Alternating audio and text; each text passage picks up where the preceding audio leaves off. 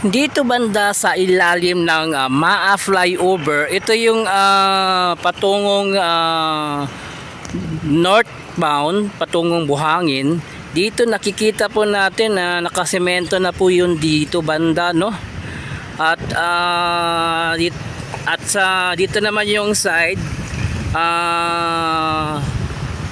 sa pag-ready sa pagsesemento dito sa pangalawang linya patungong northbound. Yan, nakikita po natin, no?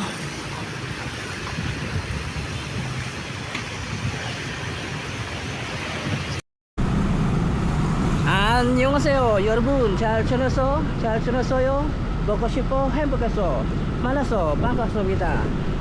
Ako po si Christopher Pata. So update po tayo sa MAA flyover sa ilalim yung gagawin nilang widening. So tingnan po natin kung ano na yung situation dito. Pero daanan mo natin itong gasoline station dito sa MAA. Tingnan po natin yung presyo ng gasolina. So ito po yung presyo kahapon March 18. Ngayon ito naman na ngayon ang presyo niya. So tumaas ng parang 2 piso na yata itong tinaas. Dati itong diesel 113. Ngayon 114 na. So ito na yung presyo ng gasolina ngayon, no? Dito lang sa Caltex MAA. At dito naman sa gasoline station total, ito na yung presyo niya. Yung diesel niya is 108, no? So mas mahal yung Caltex kaysa dito sa total. Pero ganun pa rin, umabot pa rin ng 100 minimum yung presyo ng gasolina. At dito naman sa Uni Oil, ito yung presyo ng gasolina niya. Gas 91.83, gas 95.86, diesel 102.40.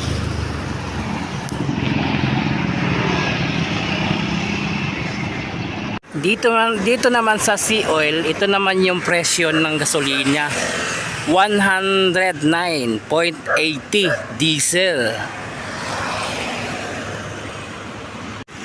At ang dito naman sa Star Oil, ito naman yung presyo ng gasolina. Ganun din yung presyo. Mataas din. Yung diesel niya is 106. Ang diesel PUG o PUB 104. Dito naman sa Petrogas, ito naman yung presyo ng gasolina. DZL Power 104.45, Premium 83.95. So ito po yung presyo ng gasolina dito, no? Grabe. So nakita po natin yung mga presyo ng gasolina. Grabe, ang taas-taas na yung gasolina. Lalo-lalo na yung Caltex. Nasa 114.90 na yung diesel niya. So yung motorista at umaaray na sa kamahalan. Hindi pa lang yan. Bukas tataas pa daw yan yung presyo ng gasolina. Ngayon, no, patungo tayo sa may MAA flyover. Tingnan po natin yung ilalim, yung widening na ginagawa nila ngayon dito. Update po natin, tingnan po natin ano yung more improvement dito sa MAA flyover.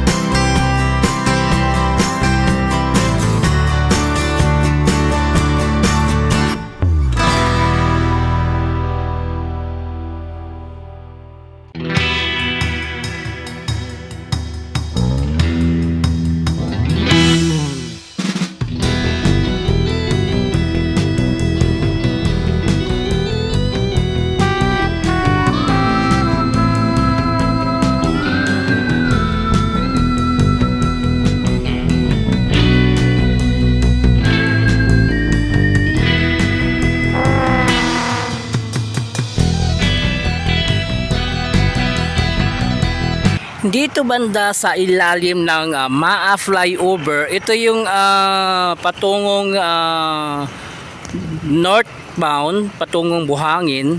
Dito nakikita po natin na nakasemento na po yun dito banda, no? At dito naman yung side sa pag-ready sa pagsisemento dito sa pangalawang linya patungong northbound. Yan, nakikita po natin, no?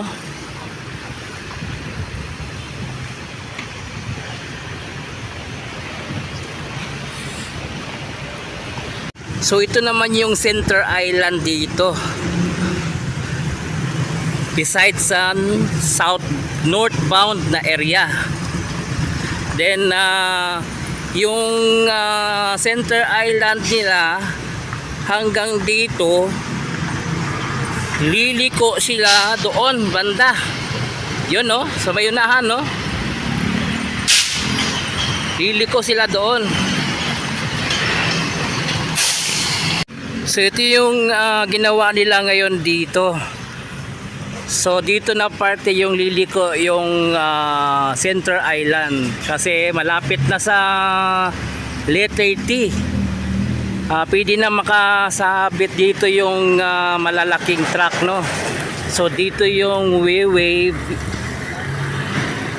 yung center island dito.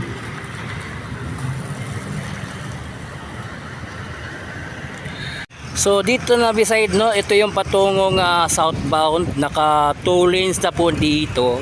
Pagdating dito sa kanto magtuod, ito preparation pa sa pagsemento. Pagdating naman doon sa may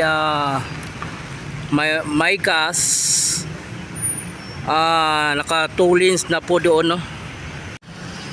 Yan, no, tulad dito naka 2 lanes na po yung pagsemento dito. Ito yung patungo southbound, patungong Ulas. Yan, no, nakikita po natin, no. At ang dito naman banda, meron tayong nakikita itong ginagawa nilang center island. Meron ng gutter nilagay dito, no. Yan, no, patungo doon sa may dulo ng Magtuod, then MAA crossing.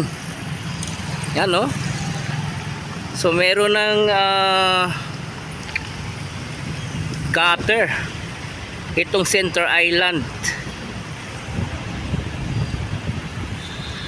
So yan, nakikita po natin itong MAA flyover, no? At itong sa ilalim, itong ginagawa nilang widening dito. Yan, nakikita po natin, no? Grabe.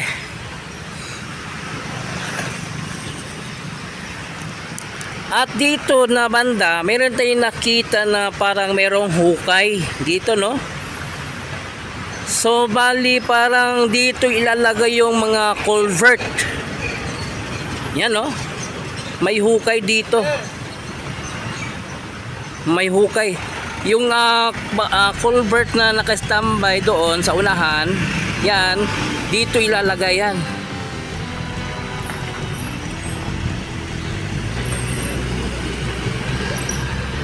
Yan, katulad sa kabila doon sa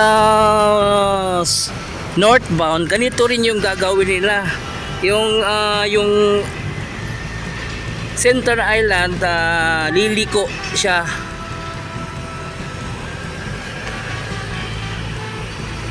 So ganito yung gagawin nila doon sa may northbound, kagaya dito sa southbound, no?